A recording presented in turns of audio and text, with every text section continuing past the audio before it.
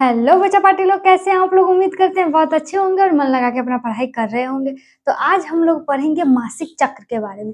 बस यहाँ पे एक पॉइंट, दो पॉइंट जो था वो रह गया था मादा जनन अंक भाग से थोड़ा एक्स्ट्रा में, वो देखेंगे। उसके बाद आज हम लोग पढ़ेंगे फाइनली मासिक चक्र क्या होता है, जिसे इंग्लिश में पीरियड भी कहा जाता है। क्लियर? तो आइए देखते हैं। सबसे पहले बाबू मैंने यहाँ पे लिखा है निषेचन। सबसे पहले हम समझ लेते हैं कि निषेचन क्या होता है। तो आपको पता है क्या कि स्त्रियों में पाया जाता है बाबू क्या? अंडाणु। क्लियर? और पुरुष में क्या पाया जाता है? शुक्राणु। और जिस टाइम पे ये दोनों आपस में मिलते हैं उसी क्रिया को बोल देते हैं क्या? निषेचन। यानी कि नर युग्मक में क्या पाया जाता है? शुक्राणु। और मादा युग्मक में क्या पाया जाता है? अंडाणु। और जब शुक्राणु और अंडाणु आपस में मिलते हैं उस क्रिया को, उस संयोजन को कहते हैं क्या? निषेचन। तो आइए देखते हैं क्या लिखा है। नर युग्मक तथा मादा युग्मक अंडाणु का संयोजन ही निषेचन कहलाता है। यानी कि नर के भाग से जो शुक्राणु निकलता है वो और मादा के भाग से जो अंडाणु निकलता है वो, उस दोनों का जो संयोजन होता है, मिलन होता है, उसे बोलते हैं हम लोग क्या?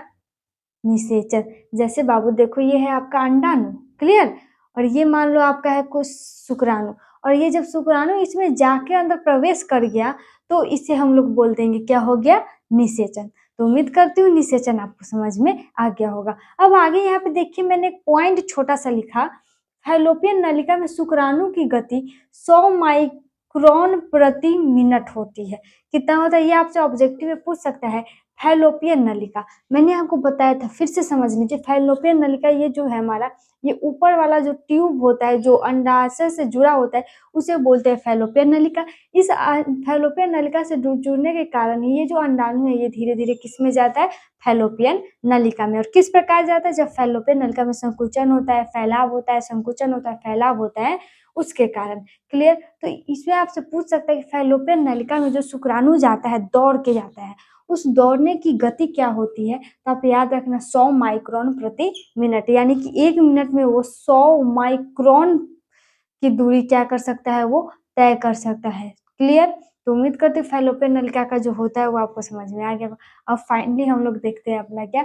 मासिक चक्र क्या होता है, जिसे इंग्लिश में बोलते हैं पीरियड। क्लियर? तो यहाँ पे मैंने लिखा है ये स्त्रियों में यौनारंभ सामान्य 10 से 12 वर्ष की आयु में यह आरंभ हो जाती है। यौनारंभ का मतलब क्या होता है? यौनारंभ का मतलब स्त्री पूरी तरह से शिशु जन्म देने के लिए तैयार हो गई। यानी कि अब वो शिशु का निर्माण या शिशु को जन्म दे सकती है, या उनके शरीर में अंडाशय से अंडाणु का जब निर्माण होने लगता है, एक एक अंडाणु बाहर निकलने लगता है, उस उम्र को बोलते हैं हम लोग क्या? यौना आरंभ। तो उम्मीद करती हूँ यौना आरंभ क्या होता है आपको समझ में आ गया होगा। अब ये होता कैसे बाबू? ये देखो, 10 से 12 वर्ष, ये आपके ऑब्जेक्टिव में बाबू पूछा है कितनी बार पूछ चुका है ये कि स्त्रियों में यौना आरंभ की आयु कितनी है। तो आप याद रखिएगा यौना आरंभ की आयु 10 से 12 वर्ष है। इसमें क्या होता है, इससे पहले क्या होता है, अगर कोई भी स्त्री के योनि के माध्यम से अगर शुक्राणु अंदर जाने की कोशिश भी करेगा तो कोई फर्क नहीं पड़ेगा और उनके लिए जानलेवा होती है। तो कब ये पूरी तरह से सुनिश्चित हो जाती है, सुरक्षित हो जाती है, स्त्री शिशु जन्म देने योग्य बन जाती है, तो वही उम्र है आपका 10 से 12 वर्ष। क्लियर? यानी 10 से 12 वर्ष की जब लड़कियां हो जाती है उसके बाद अगर उनके योनि के माध्यम से अगर शुक्राणु प्रवेश करे तो शिशु जन्म देने की स्थिति काफी हद तक हो गई रहती है। 100 में 90% तक हो गया रहता है। तो वही यौनारंभ। यौनारंभ का मतलब शिशु जन्म देने योग्य, या अंडाणु जब उनके शरीर में बनने लगे तब, उससे पहले अंडाणु नहीं बनते। क्लियर? जिसमें मासिक चक्र कहते हैं, या 28 दिनों तक की चलती है। अब इसे मासिक चक्र कैसे कहेंगे वो समझिए। मैंने आपको बताया था क्या कि यहाँ पे आप ध्यान से देखिएगा तो यहाँ पे पाया जाता है अंडाशय, और अंडाशय में होती है अंडाणु, जो क्या होता है? फैलोपियन। ये जो आपका चौड़ा वाला जो भाग दिख रहा है ये है आपका फैलोपियन। इस फैलोपियन जो नलिका है ये अंडाणु अंडाशय से जुड़ी रहती है। और एक समय आने पे क्या होता है, इस अंडाशय से एक अंडा क्या होता है? बाहर निकलता है, और वो फैलोपियन नलिका के द्वारा यहाँ पे आके रुका रहता है। ये रुका रहता है, कब तक रुका रहता है? इसका 28 दिन का डेज होता है। अगर 28 दिन के अंदर में अगर ये शुक्राणु से, यानी कि यहाँ पे अंडाशय में अंडा मतलब अंडाशय से अंडाणु निकल के यहाँ फैलोपियन नलिका में रुका हुआ है, वो इंतजार कर रहा है किसका? शुक्राणु के, कि अगर शुक्राणु आया तो उससे संयोजन होकर शिशु का निर्माण होगा। लेकिन अगर 28 दिन के अंदर में इसमें शुक्राणु प्रवेश नहीं कर पाते हैं तो क्या होता है, यही जो अंडा है यानी कि अंडाणु, वो धीरे-धीरे क्या होता है इसमें टूट करके सतर बिखर जाता है और फिर योनि के माध्यम से क्या होता है ये धीरे-धीरे, धीरे-धीरे बाहर रक्त के रूप में निकलने लगता है। क्लियर?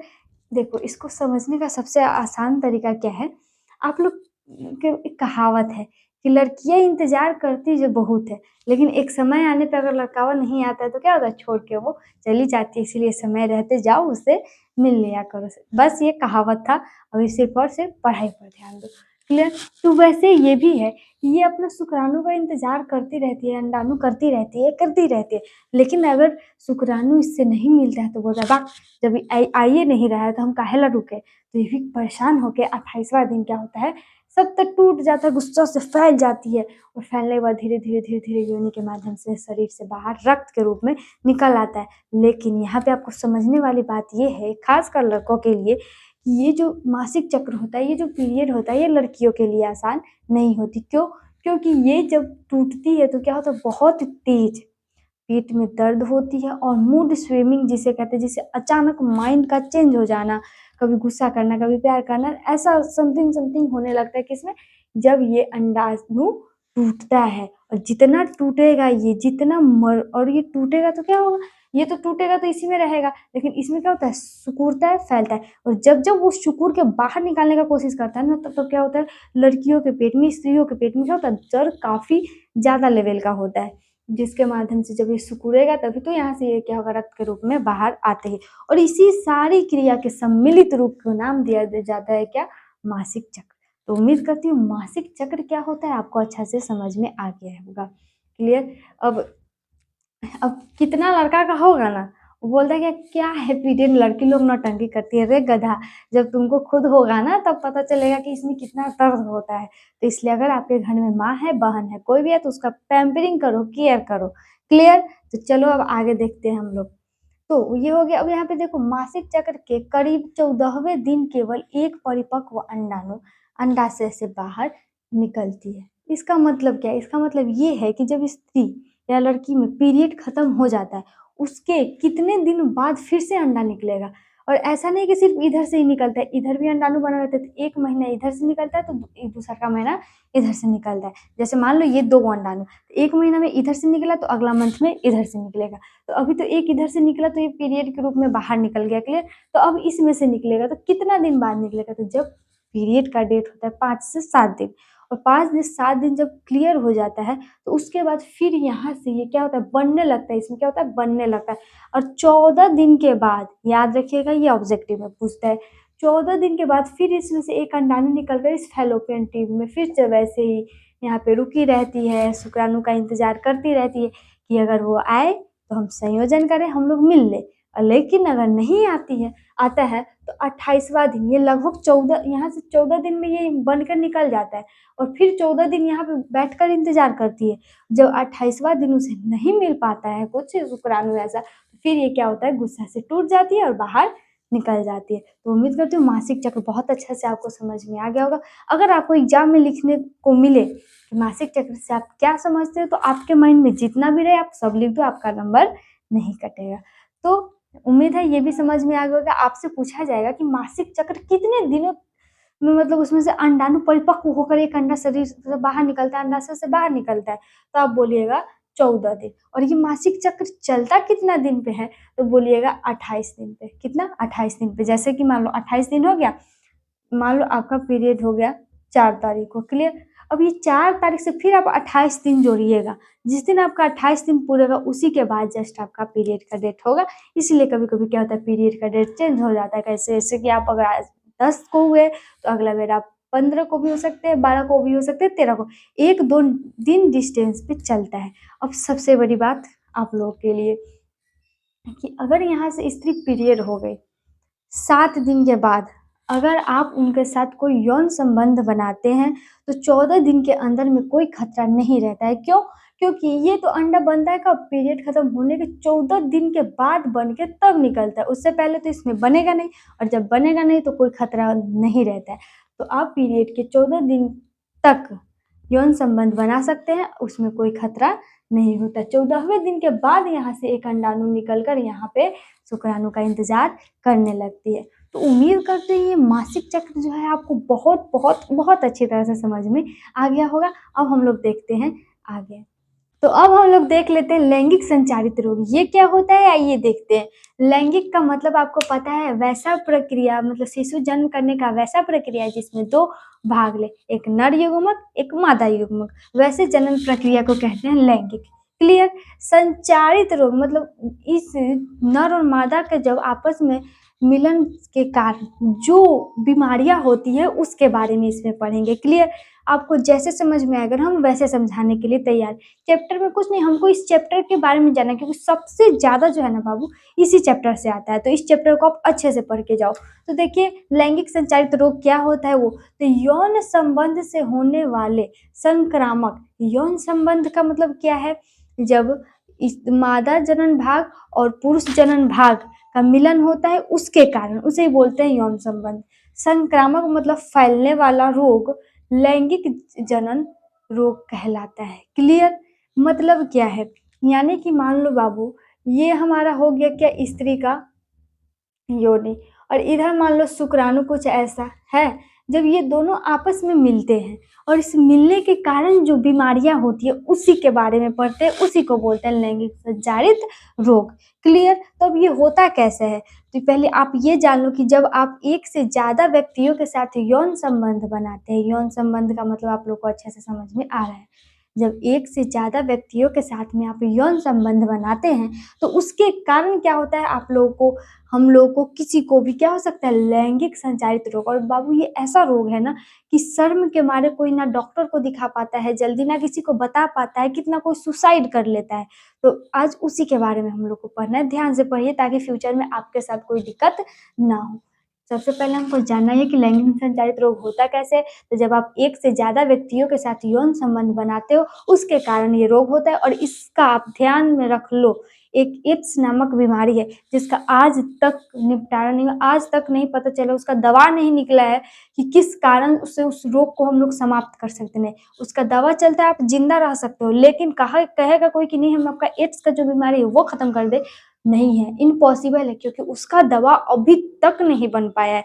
तो आइए ये जानना आपके लिए बहुत जरूरी है। तो आइए देखते हैं यहाँ पे, पहला ये होता किस किस से, तो वायरस से हो सकता है, प्रोटोजोआ से हो सकता है, बैक्टीरिया से हो सकता है, तो उसी के बारे में पढ़ेंगे। तो पहले हम लोग देखते हैं बैक्टीरिया, यानी कि हम लोग के शरीर में बहुत तरह के जीवाणु है, तो एक है बैक्टीरिया। बैक्टीरिया के द्वारा कौन कौन से रोग होते हैं, तो सिफिलिस होता है, ये सब बाबू याद रखिएगा, सिफिलिस होता है, थूरेसाइटिस होता है या सर्विसाइटिस होता है। इस तीनों में से कोई एक दे देगा और आपको बोलेगा बताइए ये किससे जनित रोग है, तो आपको याद रहेगा बैक्टीरिया, तब न मारोगे। या आपको दे देगा कि बताइए निम्नलिखित में से कौन बैक्टीरिया जनित रोग है, तो आपको ये तीनों याद रहेगा तब न टिक मार के आओगे, एक नंबर लेके आओगे। तो इसको आप ध्यान से याद कर लेना, क्या, सिफिलिस, थूरेसाइटिस और सर्विसाइटिस। क्लियर बाबू। अब आगे देखिए यहाँ पे लिखा हुआ है वायरस। वायरस जनित रोग क्या होता है, तो सर्विक्स कैंसर, ये भी बहुत खतरनाक है। ये सब वही यौन संबंध के कारण, अगर आप एक से ज्यादा के साथ संबंध बनाते हो और सुरक्षित रूप से नहीं बनाते हो तब होता है। कैसे सुरक्षित रूप से बनाना है वो भी बताइए, दीदी है तो क्या हुआ, थोड़ा बहुत तो आपका हेल्प कर ही सकते हैं। देखो यहाँ पे सर्विक्स कैंसर, हर्पिस और एड्स आ गया ना, एड्स इसी के बारे में हम बोल रहे थे जी, जो किसके कारण होता है, तो HIV के कारण होता है। किसके कारण बाबू, HIV के कारण। ये एड्स ऐसा बीमारी है ना बाबू जिसका दवा अभी तक कोई डॉक्टर या वैज्ञानिक कोई भी नहीं बना पाया है जो इस रोग को खत्म कर दे। इसका दवा बना है लेकिन क्या, आपको जिंदा रखने के लिए, आप जिस दवा जब तक खाओगे जिंदा रहोगे, कुछ टाइम के बाद ऐसा आएगा कि आप मर जाओगे।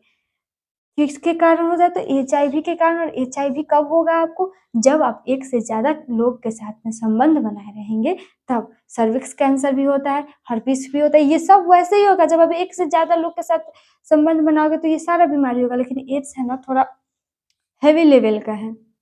अगला देखते हैं प्रोटोजोआ जनित क्या होता है। तो इसमें मैंने एक लिखा क्या, ट्राइकोमोनिएसिस। ये कब होता है, तो ये मूत्र जनन भाग में ये बीमारी होता है। तो इसका निपटारा हो सकता है, पूरी तरह से नहीं लेकिन हो सकता है। क्या, ट्राइकोमोनिएस, इसका एक ही नाम है। कभी कभी ये पूछ देता है कि बताइए प्रोटोजोआ जनित रोग कौन सा है, तो आपको याद रखना पड़ेगा ट्राइकोमोनिएसिस। क्लियर। अब देखिए यहाँ पे इससे हम लोग बच कैसे सकते हैं, यहाँ पे मैंने बचाव आपको लिखा है, कॉन्डम, कॉन्डम क्या होता है, तो ये पुरुष का भाग होता है, यानी पुरुष का जो जनन भाग है उस पे एक लेयर की तरह ये एक पतली झिल्ली टाइप की, एक पतली रबर टाइप का समझ लीजिए कॉन्डम होता है, जो क्या करता है उस पे अगर हम लगाकर अगर उसके बाद आप अगर संबंध बनाते हो तो आपका रोग होने का जो चांस है 98% तक कम हो जाता है। क्यों? क्योंकि उसके ऊपर एक परत लग जाएगी, और एक जब परत लग जाएगी तो कोई भी बैक्टीरिया, जीवाणु कुछ भी हो, क्या स्त्री की योनि में प्रवेश करेगी? नहीं करेगी। तो इसलिए आप क्या, मतलब ये पुरुष लोग का है कॉन्डम। क्लियर? अब देखो यहाँ से ये पूरा है किसका, ये स्त्री लोग का है। क्या? डायफ्राम, कॉपर टी, लूप, सहेली एक दवा का नाम है, गर्भ निरोधक। पहले यहाँ तक समझिए, डायफ्राम, कॉपर टी, लूप क्या होता है। तो डायफ्राम, कॉपर टी ये सब क्या होता है, महिलाओं की योनि में क्या किया जाता है, लगा दिया जाता है, जिसके कारण क्या होता है, महिला का योनि और पुरुष का जो जनन भाग होता है वो शिश्न आपस में मिलते तो हैं, लेकिन एकदम आपस में टच नहीं हो पाते पूरी तरह से, जिसके कारण बीमारी की जो खतरा है, रोग की जो खतरा है वो क्या हो जाते हैं, कम। यहाँ पे मैंने लिखा सहेली। सहेली एक दवा का नाम है। इसको खाने से क्या होता है, आप अगर शिशु जन्म देने योग्य आप हो गए हैं और संबंध बनाते हैं तो इससे आप क्या होगे, बच जाओगे, नहीं बन पाएगा। क्लियर? अब यहाँ पे गर्भ निरोधक गोली। गर्भ निरोधक का मतलब क्या होता है कि अगर आपने संबंध बनाया और गलती से आपके पेट में शिशु रह गया, यानी शुक्राणु चला गया, तो आप में क्या होने लगेगा, शिशु का निर्माण होने लगेगा। तो गर्भ निरोधक गोली आप जब खाओगे तो क्या हो जाएगा, वो शिशु जो बनने वाला है वो क्या होता है, रक्त के तरीके से क्या होता है आपके शरीर से, स्त्री के शरीर से बाहर निकल जाता है। उसके बाद यहाँ पे सर्जिकल विधिया। सर्जिकल विधिया क्या होता है, ये स्त्री के लिए भी होता है और पुरुष के लिए भी होता है। जिस कहा देहाती भाषा में बोलते हैं नसबंदी करवाना।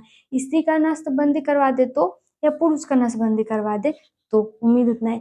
अब देखिए यहाँ पे सबसे बड़ी बात जो आपको याद रखना है, ये स्पेशल एक्स्ट्रा में मेरी तरफ से, इसको आप ध्यान से सुनो, याद रखना क्या, कि अगर इसमें से एक भी बीमारी पुरुष को हो तब, या स्त्री को हो तब, मान लो अगर किसी स्त्री को इसमें से कोई एक बीमारी है और पुरुष को नहीं है, लेकिन जिसे में बीमारी नहीं है और जो स्त्री को बीमारी है, अगर वो दोनों आपस में संबंध बनाएंगे तो जिसको बीमारी नहीं था उसको भी बीमारी हो जाएगा, और वो भी अब हमेशा के लिए परेशान रहेगा। तो इससे अच्छा होगा कि आप संबंध बनाने से पहले क्या, इतना जो मैंने लिखा है इसको ध्यान में रख के इसका यूज जरूर किया करें। तो उम्मीद करती हूँ ये आपको बहुत अच्छे से समझ में आया होगा। आज हमारा जनन चैप्टर पूरी तरह से समाप्त हो गया।